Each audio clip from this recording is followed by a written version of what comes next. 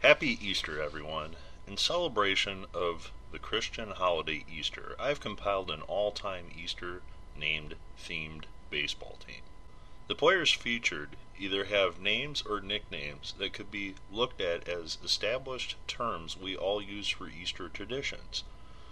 Like other all-time team videos, this will be presented in a batting order to play an actual game. This team features players from the 1800s through a current active player going into the 2018 season. So join me in celebrating the all-time Easter baseball lineup. Leading off in center field is the name of an individual that we all can relate to as an Easter term, Easter Sunday, and that is former Chicago White Stockings outfielder Billy Sunday. The White Stockings are actually the name of the modern times Chicago Cubs, who did not change their name until 1906, and not to be confused with the Chicago White Sox. Sunday, an Iowa native, was discovered playing baseball by another prominent Chicago White Stockings player from that era, Cap Anson, also from Iowa, as he made a recommendation to management in Chicago to sign the young outfielder from his home state. Before he knew it, a 20-year-old Sunday was playing in the majors in Chicago. His first game was not so successful as he struck out 4 times in his first attempts at the plate. With Chicago, he never was a starting player, mainly serving as a defensive player and a pinch runner. Sunday's speed was his greatest asset on the field and was dubbed in 1885 as the fastest runner in the American Association. After the 1887 season, Sunday was traded to Pittsburgh, where he was given the opportunity to be the starting center fielder. He responded by stealing 71 bases in 1888. He stayed with Pittsburgh until 1890, until August, when facing financial distress, Pittsburgh was forced to trade him to Philadelphia.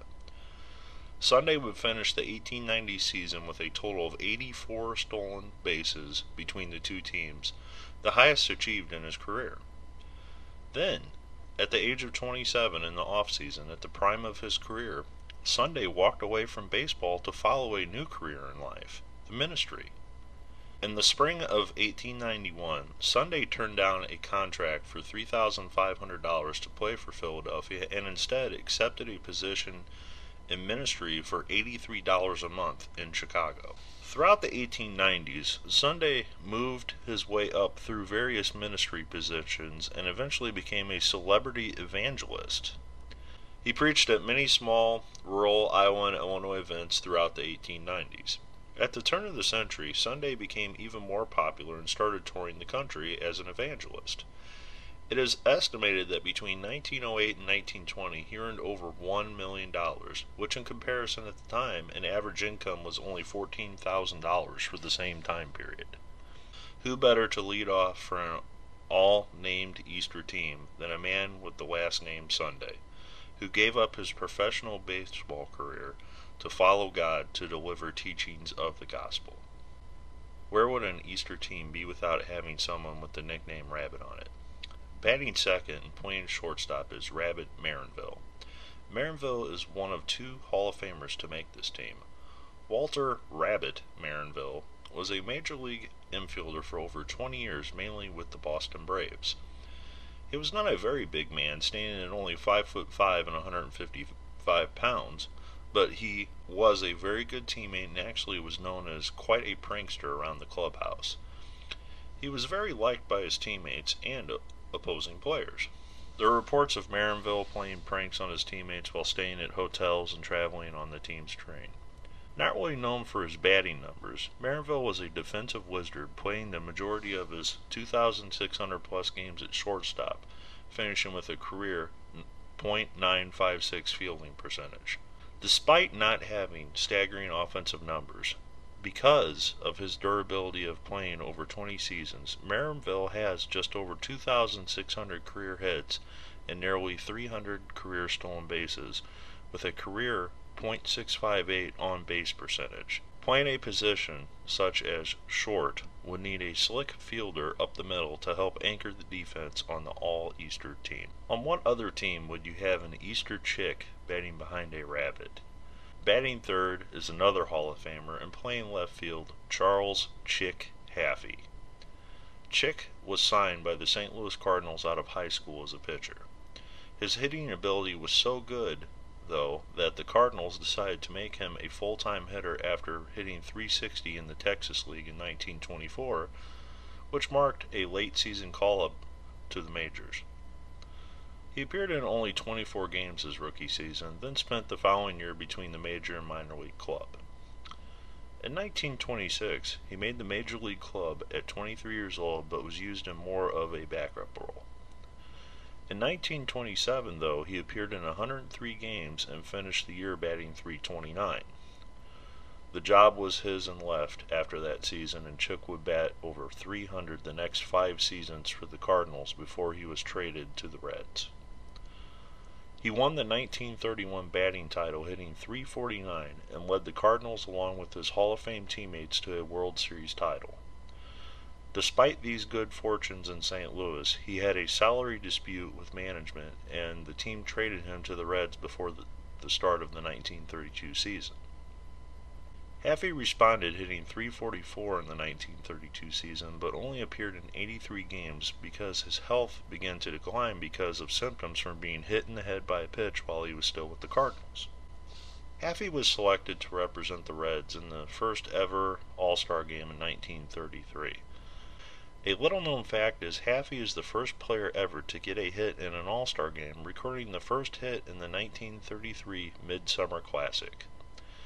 Hafey did play through the 1937 season, but could not return to his form that he had with the Cardinals because of his health issues, and retired at the age of 34 years old. A 13-year career, Hafey is a lifetime .317 hitter and was elected to the Hall of Fame in 1971. Batting cleanup for this team is probably the easiest selection for the All-Easter name team. When your last name literally is Easter, how can you not make this team? Luke Easter stood a hulking 6'4" and weighed nearly 240 pounds during his playing career. It is unknown what year Easter was born because he did not have a birth certificate and his age was estimated by census records. At a very young age, Easter and his family moved to St. Louis, and as a teenager in the 1930s began playing semi-pro baseball for an all-black team that also featured Negro League great Sam Jethro. In 1942, Easter was inducted into the United States Army and served through the end of the war until 1945, when he went for a tryout with the Kansas City Monarchs but didn't make the team.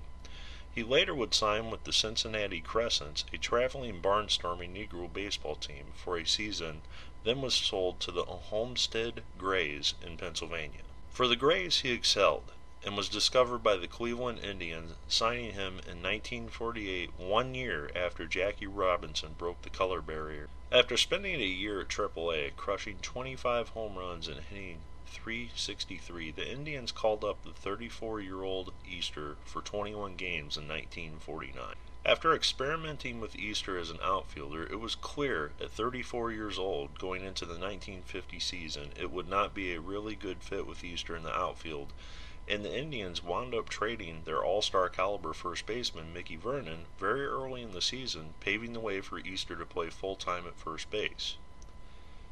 Easter responded in 1950 by hitting .280, smacking 28 home runs, and having 107 RBIs as a 34-year-old rookie that turned 35 by season's end. Easter would play first base 4 more seasons for the Indians before retiring at the age of 38. In his brief stint with Cleveland, he hit 86 home runs in a 3-year span, which averaged out to 29 a season, all after turning 34 years old. Like many Negro League stars from the era, it could only be speculated what Easter could have and would have done in the majors if given the chance to play in his prime of his career at the highest level. The most common symbol known for Christianity is the Holy Cross. Playing catcher and batting fifth is LaFayette Lave Cross, who is a superb hitter during his era. Although mainly known as a slick fielding third baseman, Cross makes the team as a catcher because he caught over 300 games at catcher in the early part of his career before being moved full-time to third base later in his career. Actually, Cross played all infield positions at one point and also saw time in the outfield. He in essence was the ultimate utility player because of his superb fielding skills. Cross played a total of 21 seasons in the majors, mainly for Philadelphia-based franchises. He was traded and sold to many teams during his career because he played in the transitional period of baseball when the American Association was folding and the current Major League Baseball teams were first forming. Because he was viewed as a high-priced player for the time, many teams wanted his services even if it were only for a short period of time. Offensively, Cross was great with a bat. Over his career, he finished with a lifetime .292 batting average, over 2,600 hits, and 300 stolen bases. Another small bit of trivia is that despite only playing 3 years with St. Louis, he still, to this day, holds the single-season record of most plate appearances between strikeouts for the St. Louis Cardinals that he set in 1899 with averaging 134 at-bats before a strikeout. However, this wasn't the best at-bat to strikeout ratio he would have, as he eclipsed his own numbers in 1902 by averaging nearly 139 at-bats before a strikeout with the Philadelphia A's at the age of 36 years old. Cross to this day ranks 77th on baseball's all-time hit list and can make a very strong case for being elected into baseball's Hall of Fame. Another iconic tradition with Easter is none other than the Easter Lamb. So batting sixth and playing third base is Jake Lamb. Lamb, a sixth-round pick by the Arizona Diamondbacks in 2012, is the first active player on the All-Easter name team. After spending parts of 4 seasons in the minor leagues, Lamb took over at third base for the Diamondbacks in 2015, appearing in 87 games. Going into the 2016 season, he claimed the third base job as his own as he hit 29 home runs and drove in 91 RBIs. The following year, in 2017, was also a success for Lamb, where he smacked 30 home runs and drove in 105 RBIs. Going into the 2018 season, Lamb is only 27 years old and appears to be hitting his stride at the prime of his career. The future seems very bright for the young star as he appeared in his first All-Star game in 2017 and appears to be heading to appear in many more if he continues to progress at the plate and on the field. He has produced a very solid .959 career fielding percentage thus far, manning third base, solidifying the Diamondbacks' defense on the infield. Lamb is a perfect addition with power and defense to play third base on the All-Easter team. While watching this countdown, you probably asked yourself, where is the most obvious first name that should be on a list related to Easter names? That name, of course, is Jesus or Jesus. There were many Jesus names to choose from for this team, but I felt the best fit for this team was one of the Alou brothers, Jesus Alou, who played 15 years in the majors. Alou played over 1,000 games in the outfield, with the majority of them as a right fielder at 670 games. Jesus, never really known for his offensive abilities, only hit 32 home runs his entire career, but was a very good contact hitter, only striking out 267 times his entire 15-year career. That averages out to only about 18 strikeouts a season. To think someone only struck out 18 times a season is an amazing feat. Some of today's hitters could do that in simply a weekend series. Alou also had a .968 fielding percentage, which showed his superb ability to field his position. On the All-Easter team, Alou would be the best person to place in right field because of his great defensive abilities to bolster the outfield. The most difficult selection for this team was locating someone who actually played second base for the majority of their career. With my limited options, I elected to select a second rabbit to the team, creating an all-rabbit second and base shortstop combo with Harold Rabbit Warstler. Warstler played in 442 games as a second baseman, although he was mainly a shortstop throughout his entire career. Warstler played for some pretty iconic teams such as the Red Sox and Philadelphia A's, but played for the franchises during their rebuilding years and never played in the postseason despite playing for 11 seasons in the majors. Not known for his bat, Warstler was a lifetime .229 hitter, but was a superb infielder defensively that had a career .963 fielding percentage. With Maranville at shortstop, the two Rabbits would create an excellent defensive combo up the middle for the all-Easter name lineup. With a leadoff hitter with the last name Sunday, one must ask, where do you go on Easter Sunday? Well, who better to round out the pitching staff and bat ninth than the place you go to worship? Pitching for the all-Easter team is Emory Bubba Church. Church, also a World War II veteran, served his country before having the opportunity to make his major league debut. Church was a 25-year-old rookie on the famous 1950 Phillies Whiz Kids team. As a rookie, he went 8-6 in 18 starts with a sparse 2.73 earned run average. The following season in 1951 would be his best, where he went 15 wins and 11 losses for the season. The 1952 season was not so kind for Church. He was shipped to the Reds after a poor start with the Phillies and finished the season with the Reds with a losing record. The Reds traded him the following season to the Cubs, and arm troubles limited Church to even less productivity. At the age of 30, Church retired from baseball with lingering arm issues. His career totals are 36 wins and 37 losses over a 6-year career. This rounds out the batting order for the all-Easter team. Now I will share with you a bench player and a couple additional pitchers in the bullpen. The second active player on the all-Easter team has a name that many have shared for many years throughout baseball, both as a first name or last name, and that is the best baseball player with the name Christian.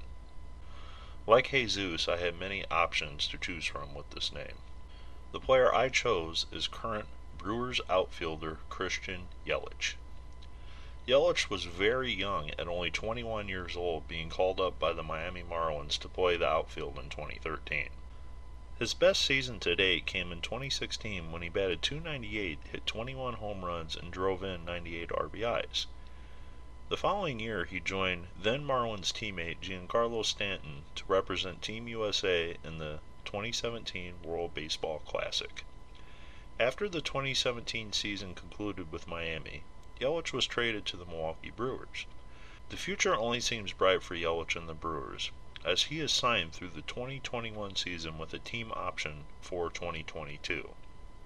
It is hard to gauge how productive of a baseball player someone will be until after their career is over, but it appears Yelich is only going to get better, being only 26 years old. This team is going to feature 2 relief pitchers coming off the bench if needed.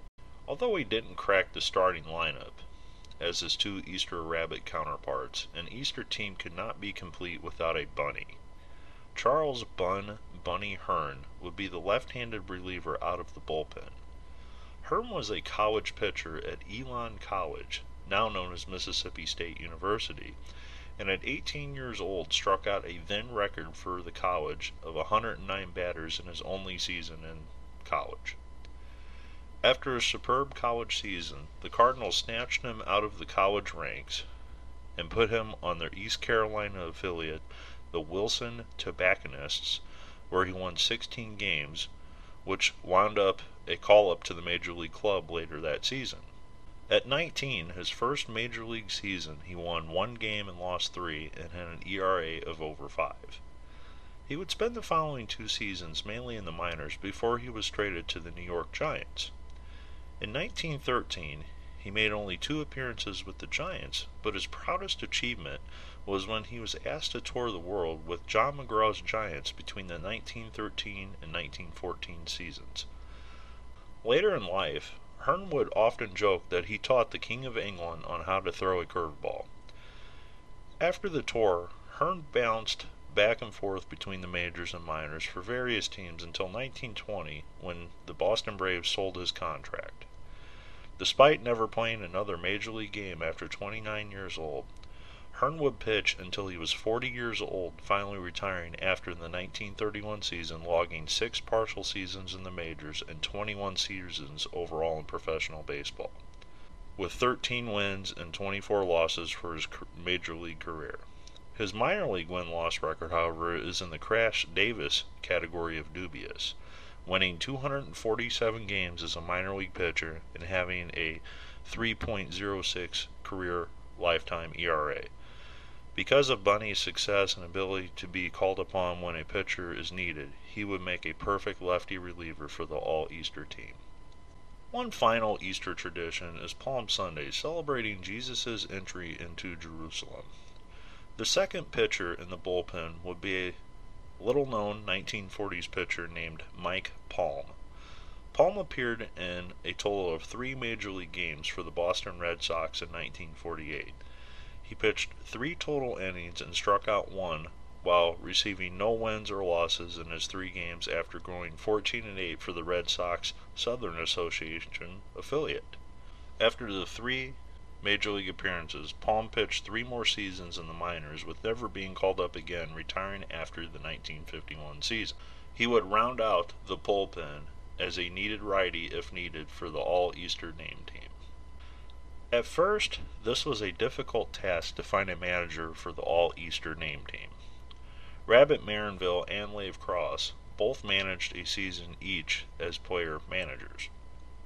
Both also managed in the minors, so I was thinking of naming either of those two the actual manager. But after doing my research, I found that the pitcher, Bunny Hearn, managed the North Carolina Tar Heels for 15 years, starting in 1932, the year after his retirement from professional baseball. He was the head coach until 1947, when a health issue forced him to relinquish his head coach duties, but would coach as an assistant with the team until 1957. So after a 21-year professional career, Bunny coached for another 25 seasons at the collegiate level. So with over 46 years of experience in baseball, that, in my opinion, would make Hearn the best fit to manage the All-Easter team. Not to mention to be a very durable lefty specialist when the game called for his pitching. His college coaching record was 214 wins versus 132 losses for a .618 winning percentage overall while he was at North Carolina.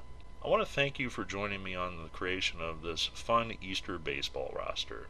If you enjoyed this video, let me know in the comments below, and I may produce future holiday-themed teams. And of course, Happy Easter to everyone out there.